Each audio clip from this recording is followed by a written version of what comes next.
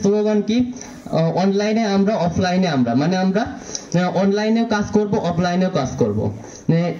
এই জন্য আগামীতে নিমাইছড়া ইউনিয়ন জিয়া ফোর্সে যারা আসছে তাদের প্রতি আমার একটা বক্তব্য থাকবে যে আপনারা সবাই সব সময় অ্যাক্টিভ থাকবেন, যে ইউনিয়নে বা উপজেলা শাখায় কোন ধরনের প্রোগ্রামগুলো হচ্ছে সকল প্রোগ্রামে অ্যাটেন্ড হওয়ার ট্রাই করবেন, যে অ্যাটেন্ড হয়ে সেই প্রোগ্রামগুলোকে সঠিকভাবে ভিডিও ফুটেজের মাধ্যমে আমাদের জিয়া সাইবার ফোর্সের উপজেলার অফিসিয়াল পেজ আছে সেখানে পোস্ট করবেন।